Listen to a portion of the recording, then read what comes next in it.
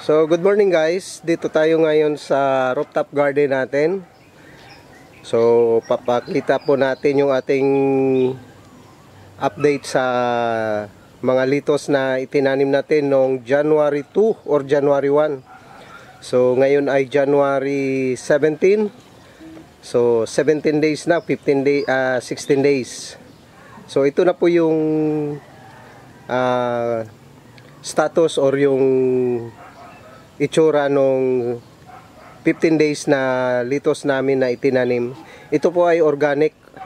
So, kaya po medyo mabagal yung paglaki niya compare doon sa mga nagtatanim ng mga hydroponics, true hydroponics system.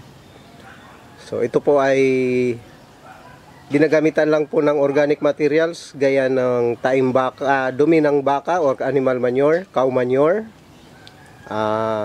rice hull, and then garden soil. At mga nakatanim lang po ito sa ating mga polyethylene bags, plastic bag, black plastic. Yan po. So, yan na po yung laki niya. So, target po namin to na maibenta by February 14 or before February 14. So, ito po yung nauna namin itinanim. Ito yung bay na to, yung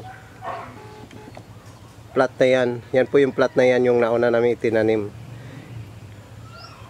And then, sumunod po ito yung isang plat, isang table o isang bed. Yan po. So, kung makikita po ninyo is majority po ng tanim namin na litos ay Red Rapid variety.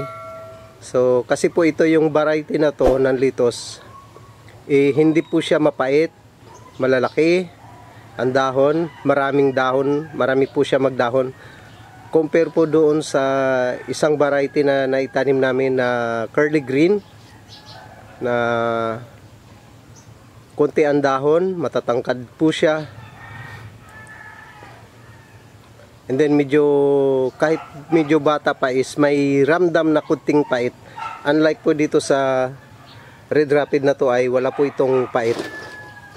Even na medyo matanda na or late na po siya or mga 48 days hanggang 50 days hindi pa ho yan siya mapait.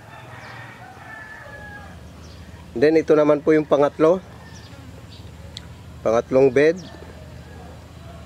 So, mas late po ito ng date. And then, may mga, kung makikita nyo, mayroon po mga, na polyethylene bag na may mga kulang or isa lang ang naitanim. Actually, hindi lang po isang naitanim dyan. 3 po ang tinatanim namin bawat bed. Kaya lang, namamatay po yan, yung iba. Namatay yung iba. Ayan. So, lalagyan pa rin po namin yan. Yan po yung green. Yan po ay curly green, and then katabi po niya ay Red Rapid. So, ayan din po. May mga natitira pa po, late po silang lumaki. Kaya may natira. And then, ito naman po yung na-harvesta namin nakaraan. Nabinta namin ng last Monday or Friday. Tinamna naman po, na i-remix na naman po ni Mrs. yan, nalagyan na naman po niya ng pichay. Yan po.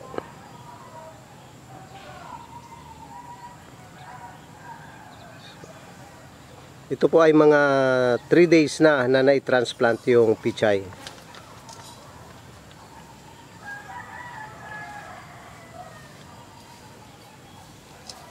Yan po.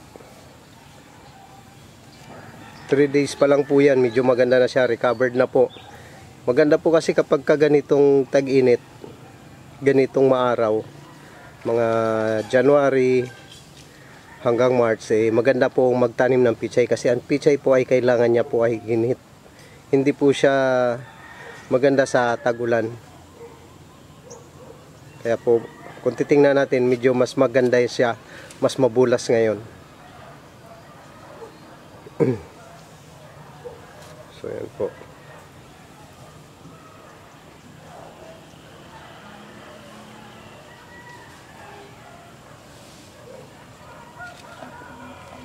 Three days old na pichay from transplant.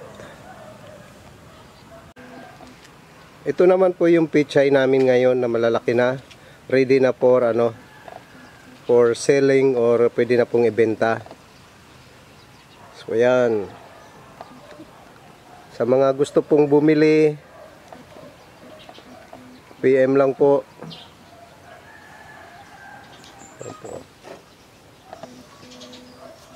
Yan.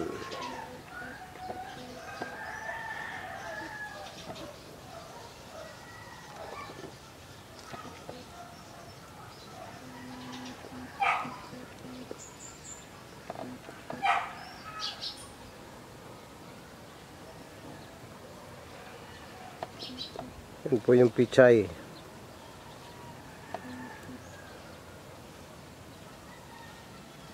So, malalaki na po. Pwede na.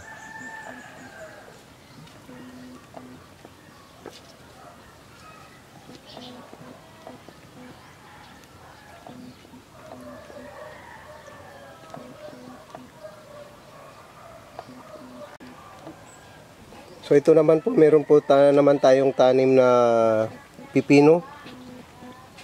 Mga nakatanim lang po sa sako. Yan. So bagong sibol po, mga pipino. Yan. Kamatis. Yan. Bagong tanim na kamatis. Ito, meron pong mga nauna na kamatis. Meron na pong bunga yan. Namumunga na po, and then marami pong bulaklak.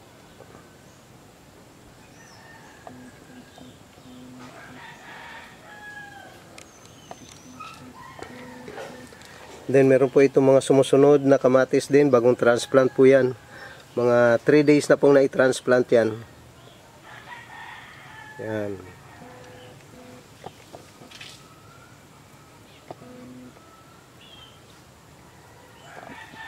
Nakatanim po yan sa mga balde. Kamatis. So, ang variety po ng kamatis na ito ay Diamante Max.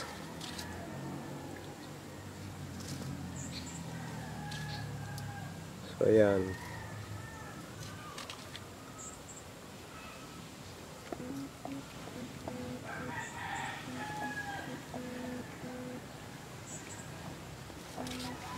Maliliit pa po, pero recovered na po yan, bagong transplant. Buhay na po yan sila. Ito naman po yung ating ceiling bell pepper. So marami pa pong bunga. Ayan. Ano?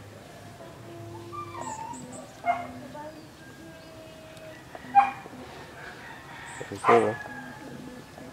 Marami pang bunga.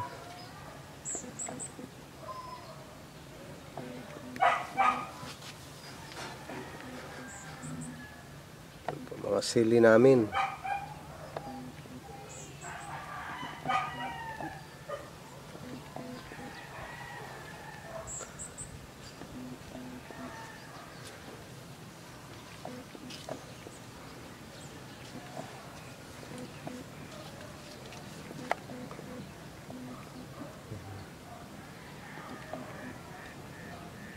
Then ito yung kamatis na mas nauna pong pwede nang namumunga na po siya, namumulaklak. Mas ahid po itong na-transplant or na-itanim. So ayan po. Marami po. Marami na namang kamatis.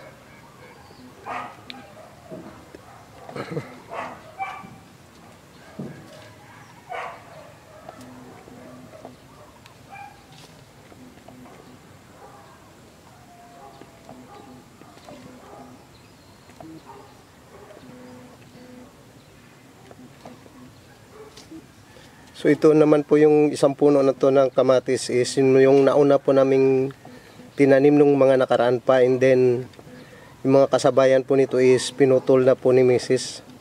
Pinatay niya na, and then ito pong isang natira na to, meron pong sumibol dito sa bandang ibaba niya na pinagputulan. Ayan po, pinagputulan na yan.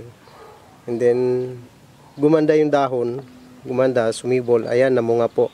Napitasan na rin po ulit yan. So po pwede pala yung kamatis na ikat mo lang siya kapag kamatanda na, and then pagka may sumibol doon sa bandang ibaba ay pwede pang magpatuloy na mamunga. Yan po. So yun lang po, and then magandang umaga sa lahat. So bago natin tapusin ng video na to, shout out po tayo sa lahat po ng ating subscriber, sa aking mga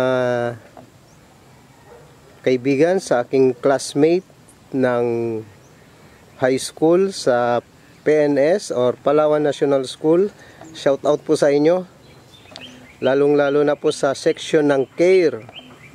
Guys, looking forward tayo ng para sa ating get together.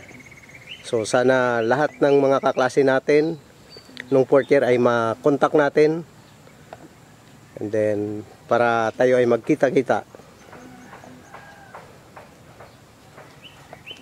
makapagkwentuhan, balikan ang mga masasayang alaala nung high school. So shout out po sa care section ng PNS Batch 1993.